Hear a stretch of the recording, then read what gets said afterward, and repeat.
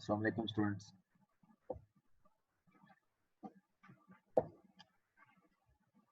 जी, example 12 की है आप लोगों ने?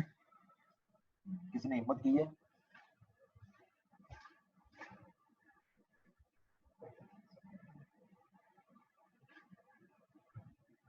आवाज आ रही है मेरी? जी सर, आ रही है आपकी आवाज। अच्छा ठीक है। काम के वक्त कोई नहीं बोला और आप सारे बोल पड़े। सर ये मैं बोल रही हूँ। मुझे पता है, एक स्टूडेंट के बीच में बोला था। ओके जी, अब स्टार्ट करते हैं जी। Question number 12।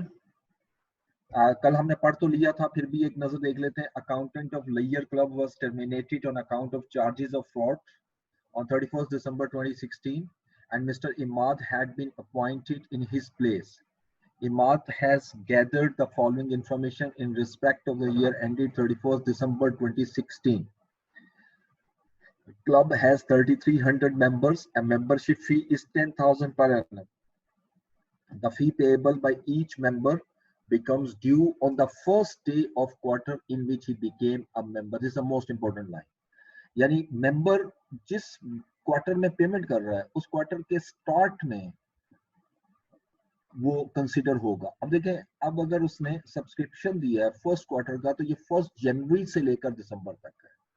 सेकंड क्वार्टर को उसने अगर पेमेंट की है किसी भी डेट को, अप्रैल मई जून जब भी, तो वो 1 अप्रैल से काउंट होगा। इसी तरह ये 1 जुलाई से काउंट होगा, ये 1 अक्टूबर से काउंट होगा, अक्टूबर नवंबर दिसंबर। जबकि last year fee was 9,000 per annum है और however the number of members was same, यानी सेम यही ट्रेंड जो है लास्ट ईयर में। सिर्फ फर्क ये है कि पिछले साल सब्सक्रिप्शन 9,000 था और इस साल सब्सक्रिप्शन 10,000 है। A summary of the bank account for the year is shown below. अब ये बैंक अकाउंट में देखें, बैंक बैलेंस एज ऑन 1 जनवरी, कैश ये आपने डिपॉजिट करवाया, रिटर्न ऑफ अमाउंट रिकवर्ड जिसको बैड डेट रिकवर्ड कहेंगे, डिस्पोजल ऑफ एसेट, यहाँ से गेन और loss on disposal fix asset calculate करेंगे, member subscription receive directly in bank account. अब ये जितनी भी मेंबरशिप फी है सबको अगर प्लस कर लें ये इस अमाउंट की इक्वल नहीं आएगी, रीजन कि बाकी जो है वो कैश में आएगी। सो इंश्योरेंस एक्सपेंसेस में rent, utilities, freehold land purchase ये फिक्स्ड एसेट है, cash withdrawal from bank, payment to creditors, repairs and maintenance, exercise equipment ये भी फिक्स्ड एसेट है, और closing balance. Number 3, amount paid from the petty cash was as follows. दो payments आपने cash में से की हैं, सैलरीज और sundry expenses. Club has a tuck shop which earns a profit margin of 20% of sales. All sales of tuck shop are made on cash. ये cash में लेंगे। During the year, stock costing 500,000 was destroyed by fire. ये चीज हम पहले कर चुके हैं, सिर्फ इसमें destroyed by fire आया, चले उसको भी देख लेंगे। Opening WDV of fixed asset was 28 million. Exercise equipment was purchased on 1st October. ये जो ऊपर exercise equipment दिया हुआ है 7.35 million का, ये 1 अक्टूबर को बाय किया आपने। Fixed asset having opening WDV of 800,000 was disposed of on 31st March. ये जो ऊपर आ रहा है 750 का जो डिस्पोज किया है ये उसकी डिटेल है, यहाँ से गेन और लॉस कैलकुलेट करेंगे। Fixed assets are depreciated at 20% under the reducing balance method. Opening and closing balance of cash was 325 और इसी तरह opening balance creditor का, prepaid rent और shop स्टॉक दिया हुआ है टक शॉप का। Loss incurred by the club due to fraud by the accountant, ये कैलकुलेट करना है आपने। इनकम एक्सपेंडिचर बनाना है और स्टेटमेंट ऑफ फाइनेंशियल पोजीशन। इसमें तीन चीजें हैं। सबसे पहले लॉस की बात करते हैं, तो लॉस कहां से निकलेगा, किस अकाउंट से मैं लॉस निकालूं? एनीवन, कौन से अकाउंट से लॉस निकलेगा? जी कैश जी एब्सोल्युटली कैश अकाउंट। देखो दो ही चीजें हो सकती हैं, या कैश या इन्वेंट्री। ठीक है, तो इन्वेंट्री के मतलब कोई ऐसी चीज नहीं लिखी तो ऑब्वियसली कैश बैलेंस चूंकि दिए हुए हैं तो ऑब्वियसली उसमें चांसेस हैं कि फ्रॉड हो सकता है। बल्कि हुआ है फ्रॉड, वो तो लिखा हुआ है कि उसने फ्रॉड किया है, टर्मिनेट किया on account of charges of fraud. तो लिहाजा मैं सबसे पहले कैश का लेजर बनाता हूँ। इसमें जो पहला हिस्सा है वो कैश अकाउंट है। ओके, अब यस लेयर क्लब, और यहां मैं लिखता हूं कैश स्टेटमेंट, मैं अकाउंट की बजाय स्टेटमेंट में कन्वर्ट कर रहा हूँ फॉर द ईयर एंडेड।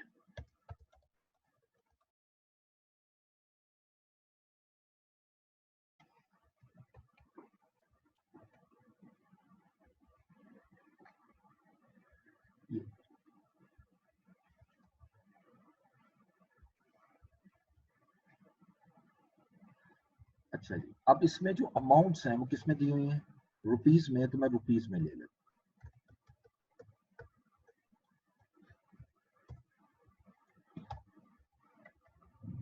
अच्छा, अब ये चूंकि कैश स्टेटमेंट है और ये अकाउंट नहीं है, तो इसमें सबसे पहले मैं ओपनिंग बैलेंस लूंगा, जितनी रिसीट है वो प्लस करूंगा, जितनी पेमेंट्स है माइनस करूंगा, तो क्लोजिंग बैलेंस आ जाएगा। और जो क्लोजिंग बैलेंस हमें दिया हुआ है, इसका जो डिफरेंस होगा वो अमाउंट ऑफ शॉर्टेज कंसिडर होगी। ठीक है, तो एक अकाउंट, एक तो तरीका है टी अकाउंट का, अब ये दूसरा तरीके से मैं कर रहा हूँ डिफरेंट तरीके से। तो इसमें ओपनिंग बैलेंस लीजिएगा, ओपनिंग बैलेंस कैश का कितना है, क्वेश्चन में देखें ये यहाँ दिया हुआ था, ओपनिंग और क्लोजिंग दोनों कैश दिए हुए थे। एडजस्टमेंट नंबर 6 में the opening and closing cash balances were ₹300,000। मैं अभी सिर्फ ओपनिंग बैलेंस ले रहा हूँ, ओपनिंग बैलेंस आ गया 300,000। अच्छा, अब इसमें सारी की सारी मैं ऐड करूंगा रिसीट्स, जो जो कैश रिसीट हुआ है। अब इसका आसान तरीका ये है, और साथ ही मैं यहाँ पेमेंट्स भी ले लेता हूँ, जो जो चीज आती जाएगी वो लेंगे, क्योंकि मेरे पास एक्सेल है, अगर कोई शीट में मैंने मजीद ऐड करना, मैं ऐड भी कर सकता हूँ, डिलीट भी कर सकता हूँ। लेकिन आप जो है एग्जाम के पॉइंट ऑफ व्यू से अगर देखें, तो मेरे ख्याल में ज्यादा बेटर ये रहेगा कि आप टी अकाउंट फॉर्मेट में करो। ठीक है, उसमें तरतीब अच्छी रहती है। अच्छा, अब यहां से चलिएगा कैश की तरफ आते हैं। ये सारा सब्सक्रिप्शन है जो आपको रिसीव हुआ है, लेकिन ये बताया कि subscription receive directly in bank account. ठीक है, जितना सब्सक्रिप्शन रिसीव हुआ है उसमें से जो बैंक वाला है वो लेस कर दो, तो जो रिमेनिंग होगा वो कैश में रिसीव हुआ होगा। तो मैं लिखता हूँ ये सब्सक्रिप्शन रिसीव्ड, ये कैश में जो रिसीव हुआ है। अब इसकी वर्किंग बनाने की जरूरत नहीं है, आप इसको प्लस करो कैलकुलेटर पे, देखो कितना रिसीव हुआ फर्स्ट क्वार्टर में 9900, सेकंड क्वार्टर में 8250, थर्ड क्वार्टर में 5500, फोर्थ क्वार्टर में 9350, इसका टोटल आ रहा है 33000। इस इन चारों का सम जो है वो 33,000 है, यानी 33 मिलियन है इन अदर वर्ड्स। इसमें से 19,800,000 जो है वो आपने कैश में रिसीव किया, ये एक जीरो नीचे गया हुआ, इसमें से 19,800,000 लेस करेंगे तो 13,200,000 की अमाउंट आ जाएगी। अब चूंकि पूरी अमाउंट ली हुई है, इसलिए मैं पूरा लिख रहा हूँ 200,000 ये। ठीक है, सब्सक्रिप्शन के बाद आप आगे बढ़िएगा, बैंक अकाउंट, यहाँ देखें डेबिट साइड पे ये लिखिए, देखें cash deposited into the bank, जो कैश आप बैंक में डिपॉजिट कर रहे हो वो कैश पेमेंट साइड पे आएगा। ठीक है, वो डिपॉजिट करवा रहे हो, तो यहाँ लिखूंगा डिपॉजिट इनटू बैंक, और ये डिपॉजिट करवाया हमने 37848,500। इसकी तरह यहाँ पर देखिएगा कैश विड्रॉल फ्रॉम बैंक, जो कैश बैंक से विड्रॉ कराया वो रिसीट है, वो कैश आया आपके पास, तो ये आप डेबिट साइड पे लिखोगे, रिसीट साइड पे कैश विड्रॉ फ्रॉम बैंक, और ये अमाउंट गिवन है 6120,000, 6120,000।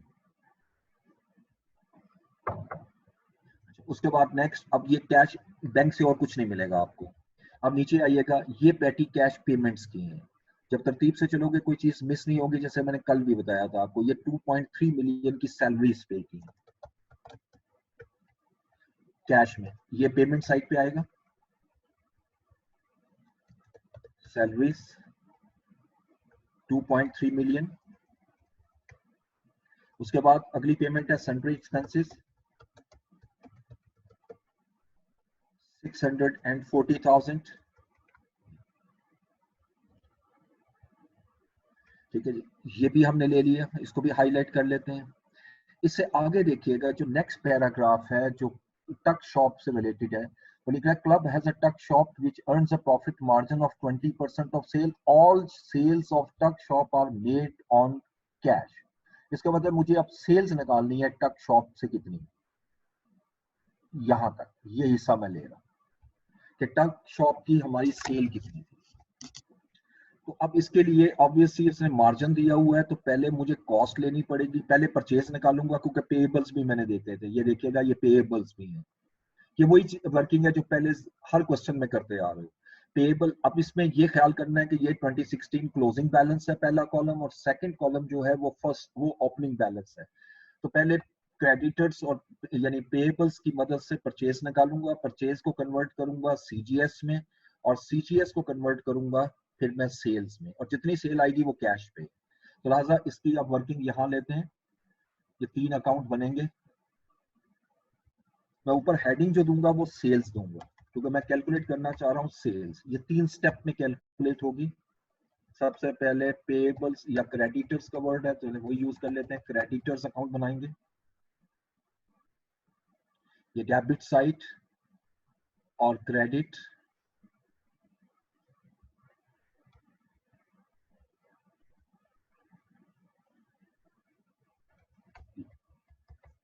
ये क्रेडिटर्स अकाउंट है। Let's start. क्रेडिटर का ओपनिंग बैलेंस क्या है? क्रेडिटर का ओपनिंग बैलेंस है मेरे पास 2.5 मिलियन, ये क्रेडिट साइड पे आएगा 2.5 मिलियन। उसके बाद क्लोजिंग बैलेंस है 3330,000, तो क्रेडिट बैलेंस हम यहां लिख देंगे 3330,000। अच्छा, अब आइएगा यहां से कुछ जो पेमेंट्स की हैं आपने, पेमेंट टू क्रेडिटर 18155, ये 18155 आपने पेमेंट की है क्रेडिटर्स को। ये इस अकाउंट किस साइड पे लिखूं, डेबिट या credit? Any student? Debit side. Debit. Debit side पे, गुड। अब यहाँ मैं बैंक लिखता हूँ और बैंक में जो अमाउंट आ रही है वो 18155। अच्छा, अब इसका जो डिफरेंस आएगा डेफिनेटली वो मेरी परचेज हो जाएगी, इसको प्लस किया, इस साइड पे भी ये अमाउंट ले आए, और अब इसका डिफरेंस ले लेते हैं, इसमें से ये अमाउंट लेस करूंगा तो 18985 जो है वो मेरी परचेज होगी, परचेजेस।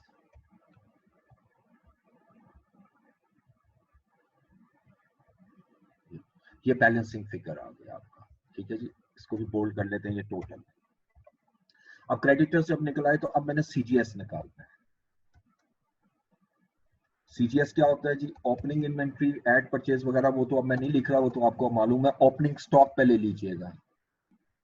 ओपनिंग स्टॉक गिवन है हमारे पास 2.3 मिलियन का, ये 2.3 मिलियन। इसमें हमने ऐड करनी है परचेज। अच्छा, परचेज के हवाले से एक चीज याद रखिएगा कि यहाँ पर लॉस भी दिया हुआ था। During the year stock of 500 was destroyed by fire, यानी 500 का स्टॉक जो है वो हमारा लॉस्ट हो गया, तो ये सेल में कन्वर्ट तो नहीं हुआ ना, इसलिए सीजीएस में नहीं आएगा। इसको डायरेक्ट परचेज में से हम माइनस कर देते हैं। पहले परचेज लें, परचेज है 18985,000 जो ऊपर लिखा हुआ है, इसमें से 500,000 मैं माइनस करता हूँ। ये इसलिए माइनस कर रहा हूँ कि ये सेल, ये सीजीएस में कन्वर्ट नहीं हो रहा। यानी कॉस्ट ऑफ गुड्स सोल्ड का मतलब होता है वो गुड्स चाहिए जो सेल हुई है, उसकी कॉस्ट क्या है, तो ये तो सेल नहीं हुई है तो लॉस्ट हुई है, इसलिए इसको माइनस करो। और आप क्लोजिंग स्टॉक देखिएगा 2.5 मिलियन, ये क्लोजिंग स्टॉक 2.5 मिलियन।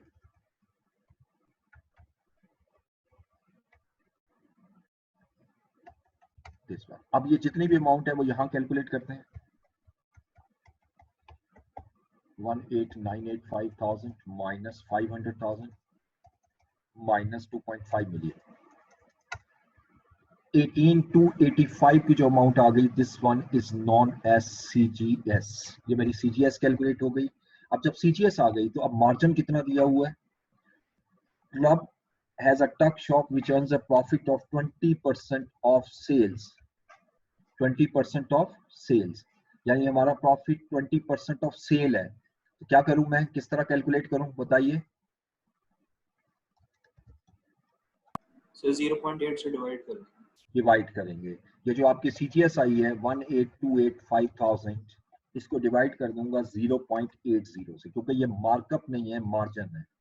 अब इस अमाउंट को डिवाइड करूंगा 0.80, तो ये मेरे पास 22856250 की सेल्स आ गई, जो मैं यहाँ लाता हूँ sales from tuck shop, working number 1, this amount.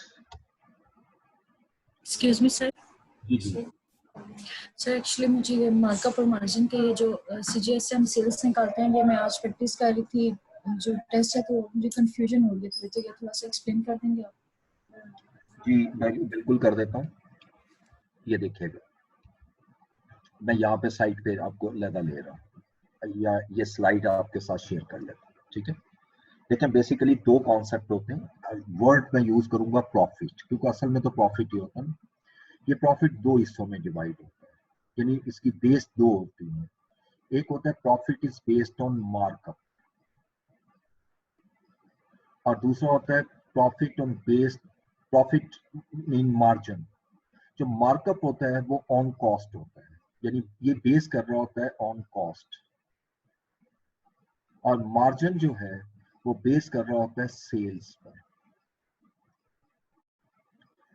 अच्छा, अब यहां जरा पॉइंट आप देखिएगा कि अगर मैं कैलकुलेट करता हूं CGS, यानी CGS कोई भी अमाउंट ले लेते हैं, जैसे 27,000 का मैंने CGS कैलकुलेट किया, ठीक है। अब वो कहते हैं जी कि सेल्स निकाल दो, सेल्स। तो अब और आपको दिया हुआ है मार्कअप, मार्जिन, यानी मार्जिन दिया हुआ है आपको 10%। ये याद रखना है कि जिस चीज पर वो बेस कर रहा होता है उसको 100 अज्यूम करते हैं। वैसा अगर मार्जिन दिया हुआ है तो इसका मतलब है कि यहाँ सेल्स 100 है, और अगर मार्कअप दिया हुआ है तो कॉस्ट 100 है, ठीक है जी। अच्छा, अब मैं अगर कहता हूं कि अगर सेल 100 है और 10% प्रॉफिट है, तो बताओ कॉस्ट कितनी होनी चाहिए? यकीनी बात है कॉस्ट सेल से कम होती है, तो 10% अगर लेस कर दूं तो इसका मतलब कॉस्ट 90 है। सो इट मींस कि ये जो CGS है ये 90% है, सेल्स 100% है। तो मैं क्या करूंगा, 27,000 इंटू 100/90, क्योंकि जिसको कैलकुलेट करना होता है वो न्यूमरेटर, जो बेस होती है वो डिनोमिनेटर, यानी मीन ये बेस, ये जो क्वेश्चन में डाटा गिवन है ये कॉस्ट का है, और कॉस्ट 90% है तो 90% पे डिवाइड करूंगा, और सेल्स 100% है तो इस पे मल्टीप्लाई कर दूंगा, तो 30,000 की सेल्स आ जाएगी। लेकिन दूसरी चीज भी देखिएगा, अगर हमें सेल्स गिवन है, अगर मुझे वो कहता है जी सेल जो है वो आपकी 36,000 है, और कॉस्ट मैंने फाइंड करनी है, कॉस्ट मुझे नहीं दी, लेकिन ये लिख रहा है कि कॉस्ट जो है ये मार्कअप पे है, यानी जो सेल है वो मार्कअप है 20%। जैसे मैंने आपको पहले बताया था कि अब जिस चीज पर परसेंटेज बेस कर रही होती है, जैसे मार्जिन बेस कर रहा होता है सेल पे, तो सेल को 100 लिया था। यहाँ मार्कअप बेस करेगा किस पर? Markup is based on cost, तो यहाँ कॉस्ट को 100 लूंगा। भाई अगर कॉस्ट 100 है तो सेल कितनी होगी? ये तो क्लियर है कि जब मैं यहाँ से सेल से कॉस्ट में आया था तो कम किया था, क्योंकि सेल हमेशा हाई होती है प्रॉफिट की वजह से, और यहाँ पर अगर कॉस्ट 100 है तो सेल फिर 120 हुई, यानी 80 नहीं करेंगे आप, क्योंकि सेल हमेशा ज्यादा होगी प्रॉफिट के फॉर्म में। अगर प्रॉफिट है तो सेल प्राइस ज्यादा होगी। अब ये दो अमाउंट मैंने कैलकुलेट की। अब उसी तरीके से मैं सेल्स को लेता हूँ कॉस्ट निकालने के लिए। अब देखिए मुझे क्या करना है, अब ये सेल्स की वैल्यू ली है, सेल का फैक्टर क्या निकाला है आपने? 120। इसको 120 पे डिवाइड करूंगा, और कॉस्ट कैलकुलेट करना चाह रहा हूँ, कॉस्ट से मल्टीप्लाई करूंगा, तो 100/120 30,000 की अमाउंट आ जाए, ये मेरी कॉस्ट आ जाए। कुछ समझ आया? जी सर, थैंक यू। जी, और कोई स्टूडेंट बीच में बोल रहे थे, बताइए। ओके, दूसरा एक मेथड ये भी होता है कि हम इक्वेशन फॉर्म में ले जाते हैं, वो भी देख लीजिएगा। यानी सेल्स ये हमेशा यही रहना, चाहे मार्कअप हो या margin, cost plus profit, sales is equal to cost plus profit. अब जरा पहली एग्जांपल में आते हैं, फर्स्ट एग्जांपल, यहाँ लाइन लगा रहा हूं। जो वैल्यू गिवन है ना वो पुट करते हैं। देखिए क्वेश्चन में उसने ये दिया हुआ है, ये डाटा है क्वेश्चन में, अब सॉल्यूशन छोड़ देते हैं ये सारा। देखिए सेल मैंने फाइंड करनी है तो सेल में एज इट इज रखता हूं। कॉस्ट मेरे पास गिवन है 27,000, मैं कॉस्ट पुट कर देता हूं, प्लस प्रॉफिट। अब प्रॉफिट कितने परसेंट है? 10%। और ये 10% क्या है? मार्जिन। मार्जिन किस पे होता है? सेल पे। यानी इसका मतलब profit 10% of sales, of sales. ये इक्वेशन बन गई। अब मैथमेटिकली सॉल्व करें तो ये वहां जाके माइनस होगी, तो ये आ जाएगा 0.90 of sale is equal to 27,000। और 0.9 को जब मैं 27 पे डिवाइड करूंगा तो 30,000 की अमाउंट आ जाएगी, विच इज सेल्स। ठीक है, ये भी एक मेथड है। अब इसी मेथड को सेकंड एग्जांपल में पुट करके देखें।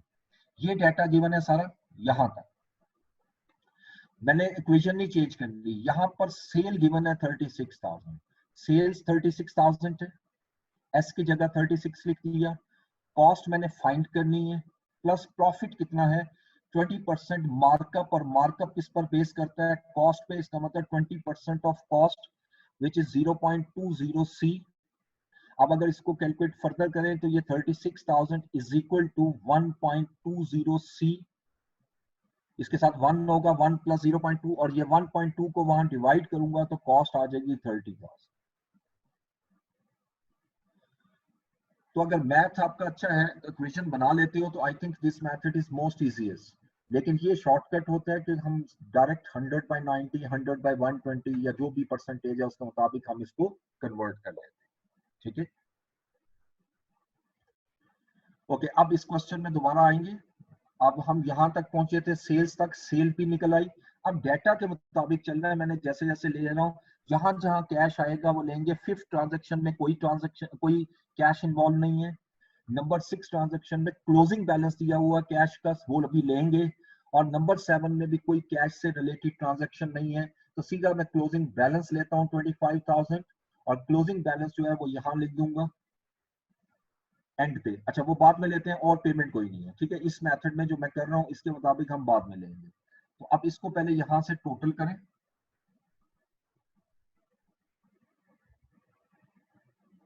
इन तीनों को टोटल किया तो ये मेरी रिसीट्स आ जाएंगी।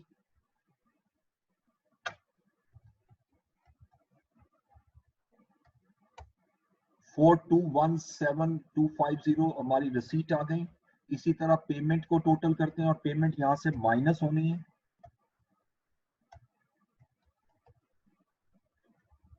This one. अच्छा, जब माइनस किया तो मेरे पास जो आंसर आया, that cash balance should be, यहां मैं लिखूंगा कैश बैलेंस शुड बी, यानी इतना कैश बैलेंस होना चाहिए हमारे पास। आप इसको कैसे कैलकुलेट करोगे? Opening balance add receipt less closing balance, less payments. तो ये क्लोजिंग बैलेंस होना चाहिए। और एक्चुअल बैलेंस कितना है?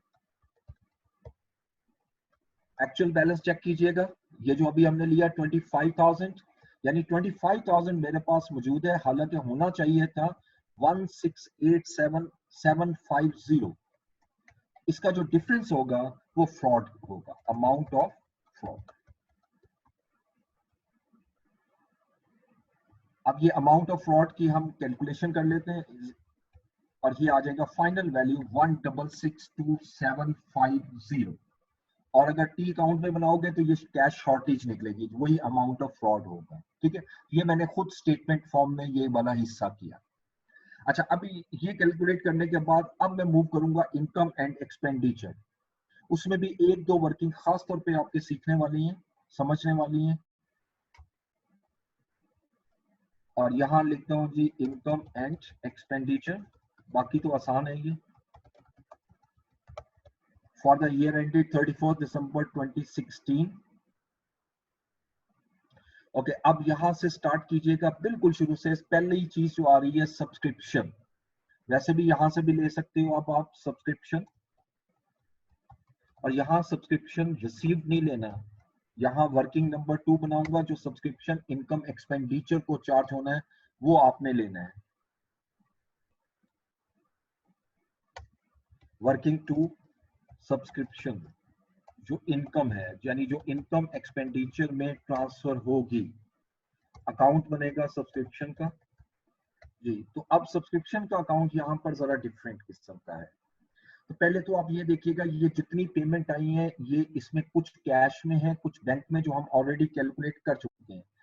लेकिन ये क्लियर है कि इस क्वेश्चन में अक्रूड कोई नहीं है, बल्कि अनअर्न्ड है। अनअर्न्ड कैसे पता लग रहा है? क्योंकि आप एडवांस में पेमेंट रिसीव कर रहे हो। Becomes due on the first day of the quarter in which he became a member, यानी जिसने सेकंड क्वार्टर में पेमेंट की है वो अगले साल के फर्स्ट क्वार्टर तक उसने पेमेंट कर दी हुई है। तो इसका मतलब इसमें 3 मंथ प्रीपेड है, और अगले में 6 मंथ प्रीपेड है, इसमें 9 मंथ प्रीपेड है।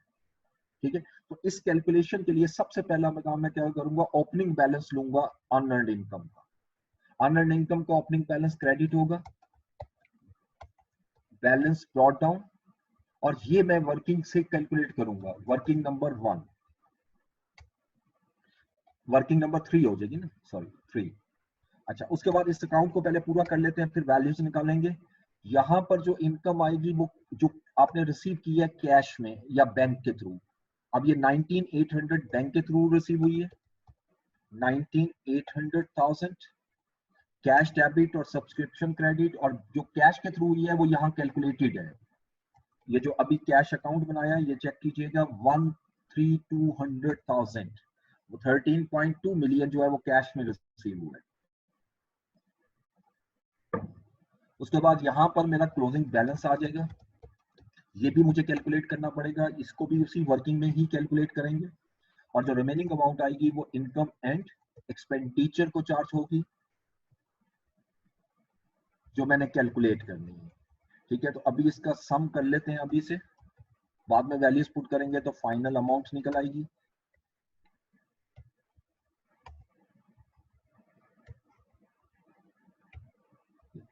अभी तक तो ये आपके पास 33 मिलियन आ रहा है, लेकिन ये 33 नहीं होगा क्योंकि इसमें अभी ओपनिंग बैलेंस और क्लोजिंग बैलेंस मुझे लेना है।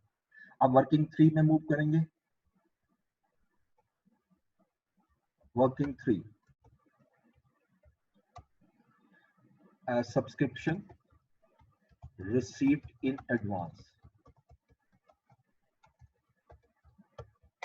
तो पहले मैं क्लोजिंग बैलेंस कैलकुलेट करता हूँ, देन ओपनिंग बैलेंस, दोनों का वर्किंग का रेफरेंस मैंने एक ही दिया हुआ।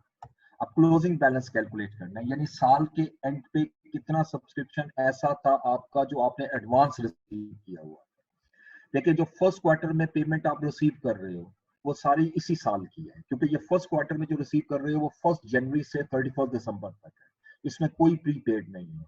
जो सेकंड क्वार्टर में आप पेमेंट रिसीव कर रहे हो 8250, ये 1 अप्रैल से लेकर 31 मार्च नेक्स्ट ईयर तक होगी। तो इसका मतलब इसमें 3 मंथ जो है वो मेरे अनअर्न्ड आएंगे, 3 मंथ। तो इस अमाउंट को पहले ले रहा हूँ, ये कौन सी पेमेंट है, सेकंड क्वार्टर की, और ये पेमेंट है 8250, और इसमें 3 मंथ जो है वो आपके अनअर्न्ड है। अब इसका 3 मंथ कैलकुलेट कर लेते हैं, मल्टीप्लाई 3/12, 206,500, ये पहली अनअर्न्ड अमाउंट आई। इसी तरह जो थर्ड क्वार्टर में आप पे कर रहे हो ये 1 जुलाई से लेकर अगले साल 30 जून तक है। ठीक है, तो इट मींस कि इसमें 6 मंथ जो है वो आपके प्रीपेड है, अनअर्न्ड है। तो थर्ड क्वार्टर में जो आपको पेमेंट रिसीव हुई है वो 5.5 मिलियन है, मल्टीप्लाई 6/12। अच्छा, अब ये अमाउंट कैलकुलेट करेंगे, 55,000 मल्टीप्लाई 6/12, ये सेकंड अमाउंट आ गई। और आखिरी क्वार्टर में जो आप 9350,000 रिसीव कर रहे हो, ये आप 1 अक्टूबर से रिसीव कर रहे हो, 1 अक्टूबर से लेकर अगले साल 30 सितंबर तक।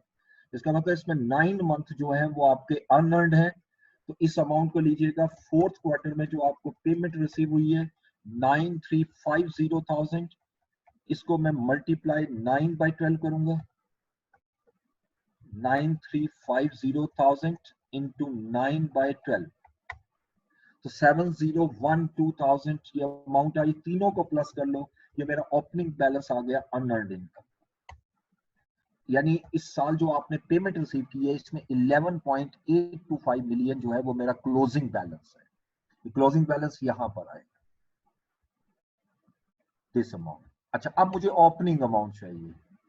देखिए ओपनिंग अमाउंट में कोई प्रॉब्लम नहीं है, क्योंकि सिर्फ उसने इतना हिंट दिया हुआ है कि सारे का सारा last year the fee was 9,000, but however ये number of members were same, यानी इसका मतलब नंबर ऑफ मेंबर पिछले साल भी सेम थे, तो इसका मतलब पिछले साल की अनअर्न्ड इनकम भी यही होनी चाहिए। लेकिन इस साल सब्सक्रिप्शन जो मैंने कैलकुलेट किया वो 10,000 पे है, पिछले साल सब्सक्रिप्शन 9,000 पे था, तो सिंपल इसी अमाउंट को लेकर ये जो मैंने ओपनिंग बैलेंस आ जाएगा। ठीक है, यानी पिछले साल अमाउंट इसका 90% थी। अगर ये देख लो इस तरह 9,000 10,000 का 90% बनती है, तो अगर मैं ये जो आपने कैलकुलेट किया है 11,825 इसका अगर मैं 90% ले लूं या 9/10 कर दूं तो वो मेरा ओपनिंग बैलेंस आ जाएगा। ठीक है, तो अब मैं ये इसको इस तरह करता हूं, मल्टीप्लाई 9 डिवाइडेड बाई 10, ये ओपनिंग बैलेंस आ गया मेरे पास। और ये मैं वर्किंग शो भी करूंगा, 11,825,000 multiply 9/12, this one is opening balance. और ये ओपनिंग बैलेंस यहां लाएंगे, और जैसे मैं लाया तो अब ये लेजर Excuse me, मेरा sir. देख सकते हो कंप्लीट हो गया। जी जी सर ये वर्किंग मुझे समझ नहीं आ रही, मुझे एडवांस पेमेंट ये कैसे है, एडवांस कैसे जी, मैं रिसीव? दोबारा बता देता हूँ, दोबारा बोल रहे हैं। देखिएगा, आप इस वर्डिंग को गौर से देखिएगा। The fee payable by each member becomes due on the first day of quarter in which he became a member, यानी जिस क्वार्टर में वो पर्सन मेंबर बनता है उसके फर्स्ट डे से वो ड्यू होगी। ठीक है, यानी अगर ये फर्स्ट क्वार्टर लिखा हुआ है ना, ये आप देख सकते हो फर्स्ट क्वार्टर, ये अब फर्स्ट क्वार्टर ऑब्वियसली जनवरी फरवरी मार्च होता है। अगर एक मेंबर किसी भी डेट को 1 जनवरी से लेकर 31 मार्च तक जब भी मेंबर बनेगा उसका सब्सक्रिप्शन 1 जनवरी से काउंट होगा। इट मींस कि ये जो सब्सक्रिप्शन हमने रिसीव किया है ये 1 जनवरी से लेकर 31 दिसंबर तक है। ठीक है, क्योंकि ये मेंबरशिप ही एनुअल है, ये देखिएगा पर एनम, ये जो भी पेमेंट आप रिसीव कर रहे हैं ये एनुअल है, ये पूरे साल की पेमेंट रिसीव की है। तो अगर मैं ये कहूं कि जो फर्स्ट क्वार्टर में पेमेंट रिसीव की है, फर्स्ट क्वार्टर में ये कब से स्टार्ट होगी, फ्रॉम यानी जनवरी 20, कौन सा साल है हमारा 16, जनवरी 2016 से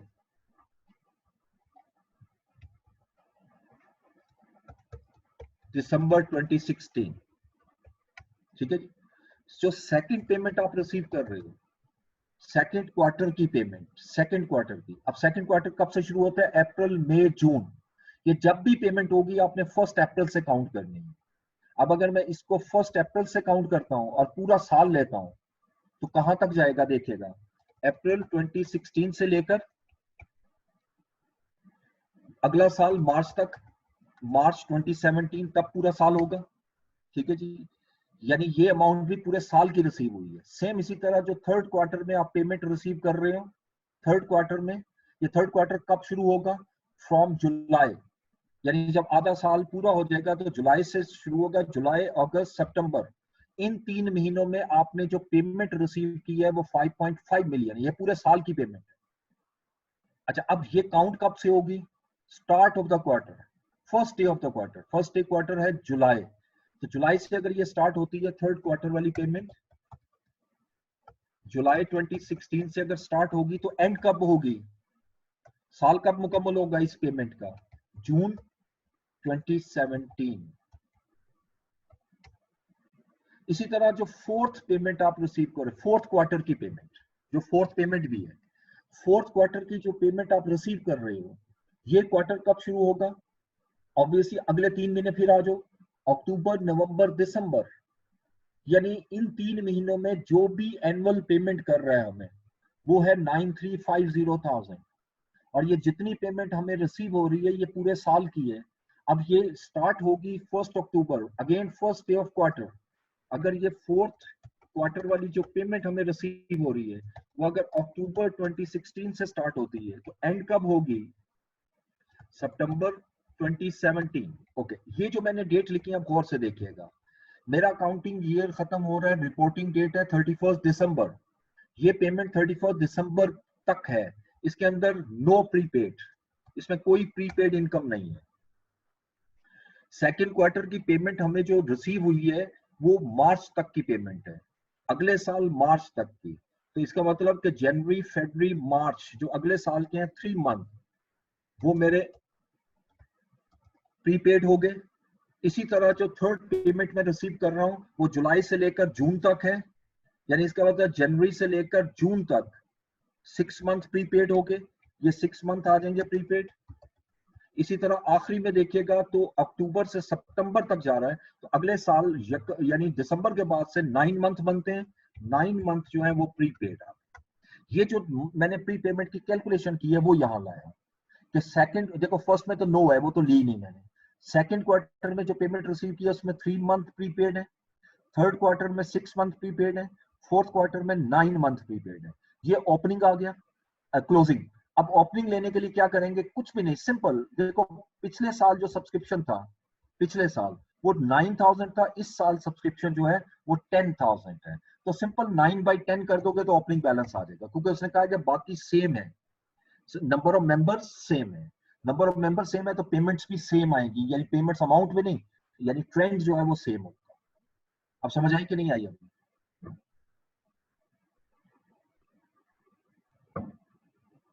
जी क्लियर है सर। ओके। अच्छा, अब ये सारा कैलकुलेट किया तो मेरे पास सब्सक्रिप्शन आ गया 31817.5। ये सब्सक्रिप्शन मैं यहां ले आऊंगा इनकम में 31817.5।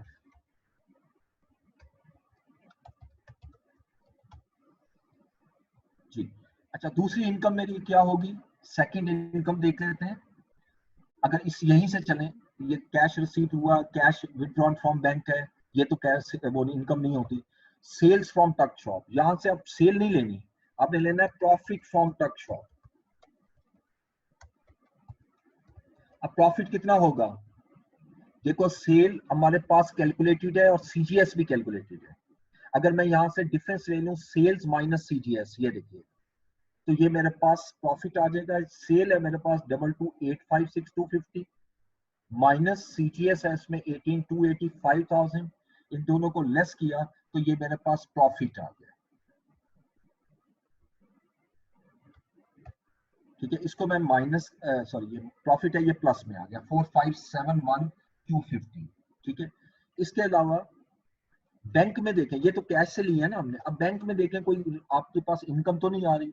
ये ओपनिंग बैलेंस है, ये कैश डिपॉजिट है, return of amount recovered, this is bad debt recovered. ये बैड डेट रिकवर्ड जो है वो यहां पर आएंगे, बैड डेट्स रिकवर्ड, और ये अमाउंट गिवन है हमारे पास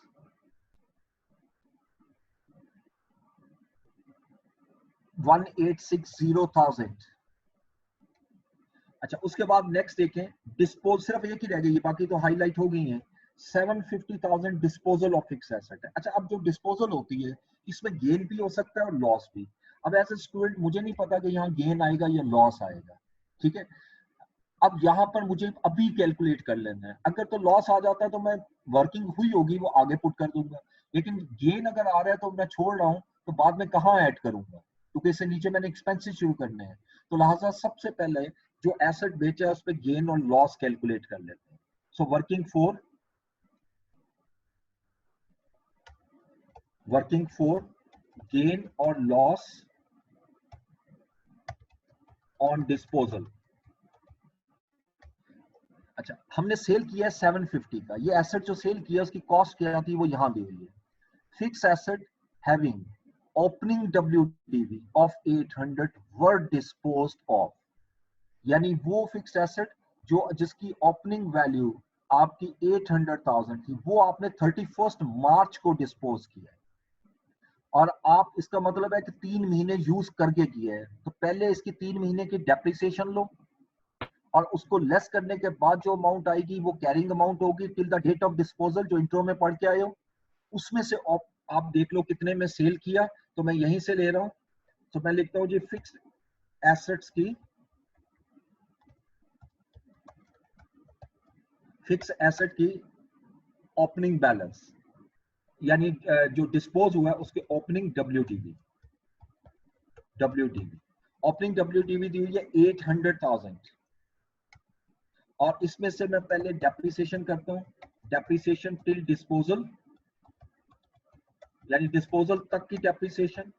अच्छा, अब हमारे पास मेथड है 20% रिड्यूसिंग बैलेंस, तो इसी पे डेप्रिसिएशन होगी 800,000 इनटू 20% मल्टीप्लाई, कितने महीने यूज किया, 31 मार्च तक, 3 मंथ, 3/12। अब इसको कैलकुलेट करें,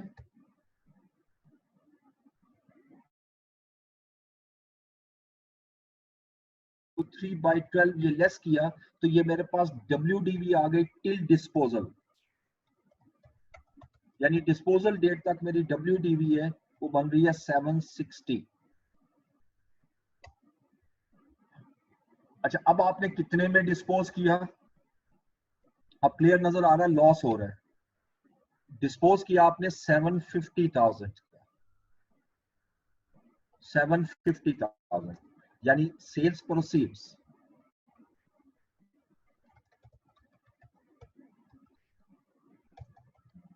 750,000।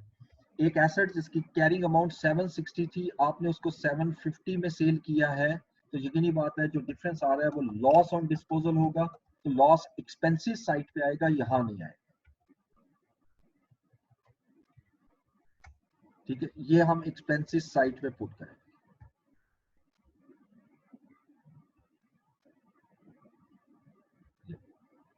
ठीक है, तो यहाँ पर बाकी होगी, जब वो आएगा एक्सपेंसेस तो हम लेंगे। अब इसके अलावा हमारे पास यहाँ पर और कोई इनकम नहीं है, तो लिहाजा इसको टोटल कीजिएगा। फाइनली इसको टोटल किया, सम करने, दैट इज 38,28750 की अमाउंट आ गई। अब आइएगा एक्सपेंसेस में, expenses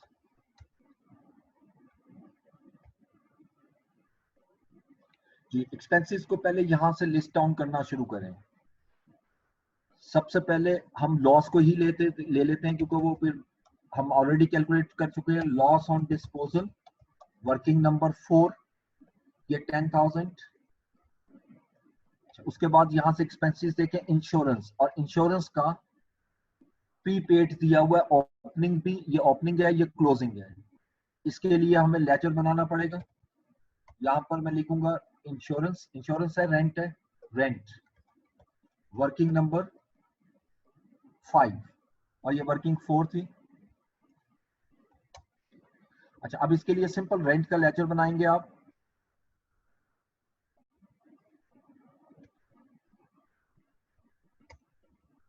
working number 5, rent expense. अच्छा, अब क्वेश्चन के अंदर जो हमें दिया हुआ है वो प्रीपेड रेंट है, ओपनिंग 168, ये ओपनिंग गिवन है, और ओपनिंग किस साइड पे आएगा, प्रीपेड, यहां डेबिट साइड पे, क्रेडिट साइड पे।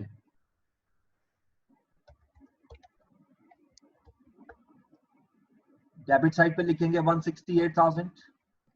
इसी तरह जो क्लोजिंग बैलेंस आ रहा है वो क्रेडिट साइड पर आएगा, होगा तो डेबिट लिखा जाएगा क्रेडिट साइड पे, और ये अमाउंट है 175,000। ये 175,000 क्रेडिट साइड पे लिखा। अब जो पेमेंट की है, रेंट एक्सपेंस डेबिट, यानी रेंट डेबिट और बैंक क्रेडिट, तो कितनी पेमेंट की है रेंट की, ये हम यहाँ पेमेंट से ले लेते हैं 175,000, 175,000। ठीक है, अब रेंट लेना, सॉरी रेंट, वो मैंने इंश्योरेंस ले लिया, रेंट 4.2 मिलियन, 4.2 मिलियन। अब इस अमाउंट को लेकर जो अमाउंट आएगी that will be transfer to income and expenditure account. जी, टोटल करें, दिस वन 436 से टोटल आया डेबिट साइड का। अब इसमें से मैंने लेस कर दिया 175 की अमाउंट, तो 4193 की अमाउंट जो है वो मेरी इनकम एक्सपेंडिचर में ट्रांसफर हो जाएगी एज एन एक्सपेंस। इसको यहाँ लाएंगे इनकम एंड एक्सपेंस में। अच्छा, इसके अलावा वो ये रेंट नहीं था, इंश्योरेंस थी, ये रेंट था। अच्छा, अब इंश्योरेंस देखिएगा 175 है, ये एज इट इज आएगी, इसमें कोई एडजस्टमेंट नहीं है, 175,000। अब देखिए मेरे नीचे कोई भी एडजस्टमेंट नहीं है, ये तीनों हो चुके हैं। उसके बाद यूटिलिटीज 4365, कोई अप्रूव नहीं है, कोई प्री पेमेंट और नहीं है, यूटिलिटीज 14365। उसके बाद अगर देखें फ्री होल्ड लैंड, ये तो हमारा फिक्स्ड एसेट है, ये यहाँ नहीं आएगा इनकम एक्सपेंडिचर में। इसके बाद रिपेयर्स आ रही है 700, ये रिपेयर्स लेंगे 700,000। रिपेयर्स के बाद एक्सरसाइज इक्विपमेंट एसेट है, इसको छोड़ दें, और closing balance.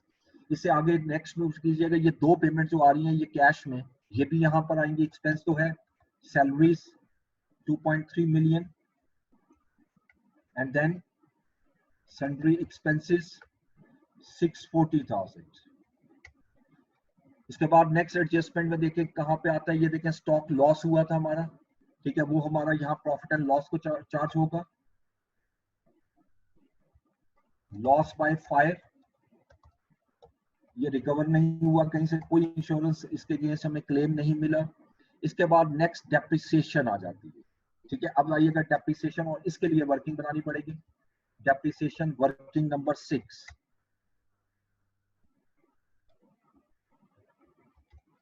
Working number 6 depreciation expense.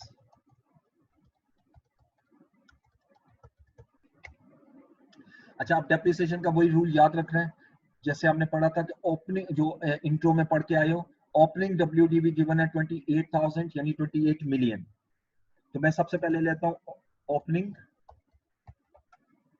WDV of fixed assets, ये सारे फिक्स एसेट्स इसमें शामिल हैं, और ये अमाउंट आ रही है आपकी 28 मिलियन।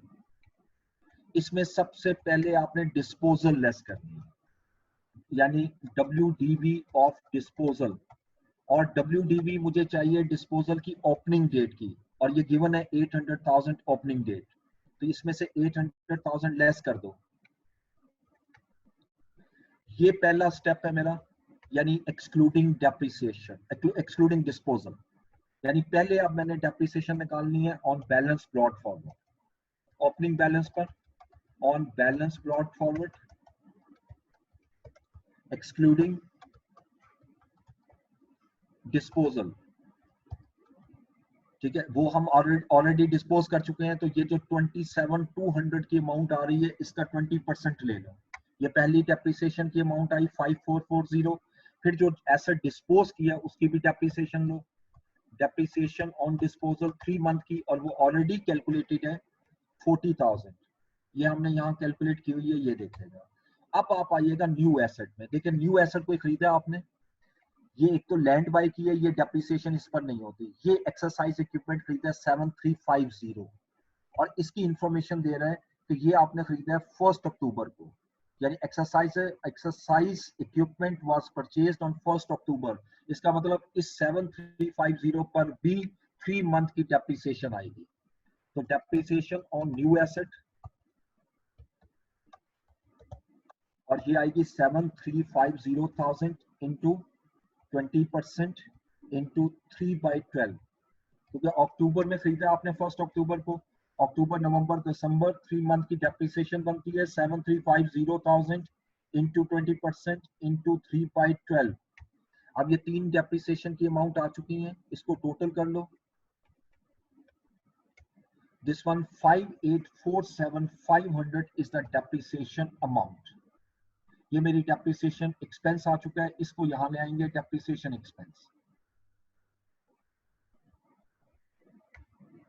डेप्रिसिएशन के बाद अब देखिए अगली एडजस्टमेंट में ये डेप्रिसिएशन के बाद तो बैलेंस दिए हुए थे, और आखिर में भी बैलेंस दिए हुए हैं। अब एक अमाउंट आएगी फ्रॉड की, जो आपने कैलकुलेट की हुई है, ठीक है, लॉस ड्यू टू फ्रॉड, और ये ऑलरेडी कैलकुलेटेड है क्योंकि वो भी हमारा एक लॉस हो गया है 1662750।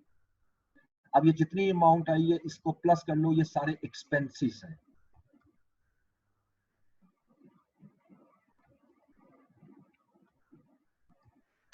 ये एक्सपेंसेस आए 20393,250। अब अगर टोटल इनकम में से टोटल एक्सपेंसेस लेस कर दूं तो 178,555 का जो अमाउंट आ रही है, this one is known as surplus. ये मेरा सरप्लस कहलाएगा।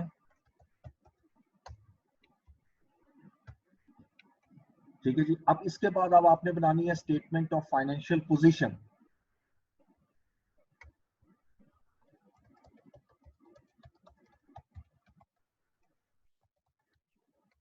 और ये एज एट होगी।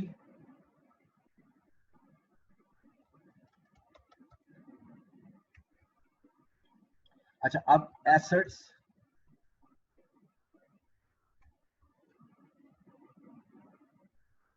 जी एसेट्स,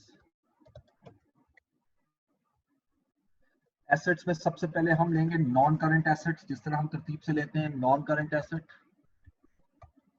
और इसमें हमने पढ़ा था एक हमने न्यू एसेट खरीदा है, नॉन डेप्रिसिएबल लैंड, ये लिखा भी हुआ है 1.7 मिलियन, 17 मिलियन। ये 17 मिलियन के अमाउंट में लैंड में लूंगा, 17 मिलियन। उसके बाद एक है आपके पास, अब ये जो दिए हुए हैं ये अदर फिक्स एसेट्स के नाम से हम लिखेंगे, अदर फिक्स्ड एसेट्स। अच्छा, अब इसका ओपनिंग बैलेंस क्या है? ओपनिंग बैलेंस चेक कीजिएगा, इसका 2.28 मिलियन है, 28 मिलियन। और इसमें न्यू एसेट जो खरीदा है उसको ऐड करो, ऐड न्यू एसेट। ये वर्किंग यहीं पे बना रहा हूं मैं आपका। न्यू एसेट जो आपने खरीदा है वो 7350 का, ये वाली अमाउंट, इसको ऐड करें 7350,000। और जो आपने डिस्पोज किया है उसकी नेट बुक वैल्यू लेस कर दो। लेकिन यहाँ पर जो नेट बुक वैल्यू लेस करनी है क्योंकि क्लोजिंग डेट है till the date of disposal, और वो भी हमारी कैलकुलेट हो चुकी है, ये 760,000 WDV टिल डिस्पोजल, ये लेस किया। और अब इसमें से जो डेप्रिसिएशन आपने निकाली है उसको भी लेस कर दो। एक ही वर्किंग में सारा कुछ मैंने कर दिया है। अब डेप्रिसिएशन जो आपने कैलकुलेट की है वो 5847,500 है, ये भी माइनस हुई। इनको माइनस कीजिएगा, जो अमाउंट आएगी वो मेरे पास यहाँ पर इस कॉलम में 28742,500 की अमाउंट आ गई। अब इन दोनों को ऐड करेंगे तो ये नॉन करंट एसेट्स आ जाए, 45742,500 के मेरे नॉन करंट एसेट आ गए। अब इसके बाद अब हम करंट एसेट की हेडिंग देंगे। करंट एसेट में सबसे पहले तरतीब के मुताबिक मैं प्री पेमेंट लेता हूँ, और यहाँ पर प्रीपेड रेंट है, और क्लोजिंग बैलेंस लेना है क्योंकि आप क्लोजिंग बना रहे हो। प्रीपेड रेंट आपका क्लोजिंग दिया हुआ 175,000, ये 175,000 लिया। उसके बाद मेरा स्टॉक आ जाएगा। अब स्टॉक देखिएगा, स्टॉक दिया हुआ है 2.5 मिलियन, स्टॉक 2.5 मिलियन। उसके बाद रिसीवेबल, सब्सक्रिप्शन रिसीवेबल तो कोई भी नहीं है हमारे पास, ठीक है। इसके बाद नेक्स्ट आइएगा, रिसीवेबल के पास बैंक होता है, और बैंक का बैलेंस ये दिया हुआ है, ये जो क्लोजिंग बैलेंस आ रहा है 5894,000, ये बैंक का बैलेंस है, इसको लीजिएगा 5894,000। और आखिर में कैश का बैलेंस आ जाएगा 5894,000, ठीक है। और कैश का बैलेंस हमें उसने दिया हुआ क्वेश्चन में, ये ओपनिंग बैलेंस 300 है, क्लोजिंग 25,000 है। ये चार बैलेंस आ गए, इन चारों को टोटल कीजिएगा। This one is the sum of current asset. Finally इसको asset side को total कर दें, 54,33,6,500, this is the total assets. अच्छा, इससे अगला क्वेश्चन मैं पहले ही बता देता हूँ क्योंकि क्लास अगर ड्रॉप हो गई तो फिर होमवर्क मैं अभी से दे रहा हूँ। अगला लास्ट क्वेश्चन रह गया, वो अब आपने घर से करना है, और कल सिर्फ डिस्कस करेंगे जो पॉइंट मुश्किल है, और उसके बाद में अगले क्वेश्चन की अगले चैप्टर में मूव करना है। अब आइएगा कैपिटल फंड। अब कैपिटल फंड यकीनन गिवन नहीं है, इसका ओपनिंग बैलेंस आपने कैलकुलेट करना है, और ये ओपनिंग एसेट से लेना है, ठीक है। ओपनिंग एसेट और ओपनिंग लाइबिलिटीज। तो वर्किंग नंबर 7 कैपिटल फंड। बेशक इसको टी अकाउंट फॉर्मेट में ले लो। इस स्टेटमेंट को हम कहते हैं स्टेटमेंट ऑफ अफेयर्स। इसके एक साइड पे एसेट्स आएंगे और दूसरी साइड पे लाइबिलिटीज आएंगी। जो डिफरेंस होगा वो मेरा कैपिटल फंड हो जाएगा। अब एसेट्स की यही तरतीब रखें, लैंड पिछले साल नहीं था, फिक्स्ड एसेट थे। फिक्स एसेट जो पिछले साल थे वो ओपनिंग बैलेंस उठाने हैं आपने सिर्फ 28 मिलियन। उसके बाद फिर प्रीपेड रेंट, ये मैं यहाँ से आपके लेफ्ट साइड से लेता जा रहा हूँ, ये 175 तो क्लोजिंग बैलेंस है। ओपनिंग बैलेंस प्रीपेड रेंट का 168,000 था। और प्रीपेड रेंट के बाद आप देखो तो स्टॉक, और स्टॉक जो ओपनिंग था वो 2.3 मिलियन है। अच्छा, स्टॉक के बाद फिर बैंक का ओपनिंग बैलेंस देखिएगा, दिस वन 737,00500। और आखिर में कैश, और कैश का क्लोजिंग बैलेंस ओपनिंग बैलेंस 300,000 था। ये देखें बिल्कुल लास्ट लाइन में आपको नजर आ रहा है 300,000। ये मेरी एसेट साइड आ जाएगी। अब लाइबिलिटी साइड पे देखें, लाइबिलिटी साइड पे लाइबिलिटीज में एक तो क्रेडिटर दिए हुए 2.5 मिलियन के,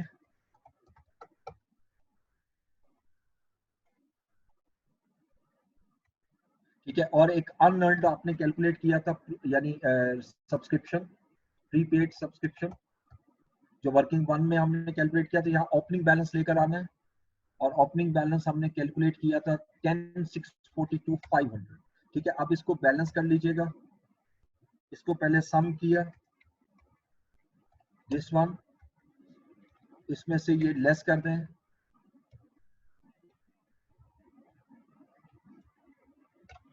$213,26,000 जो है ये मेरा कैपिटल फंड। अब ये कैपिटल फंड की अमाउंट यहां लाएंगे, और इसमें अब प्लस कर देंगे सरप्लस, ऐड सरप्लस।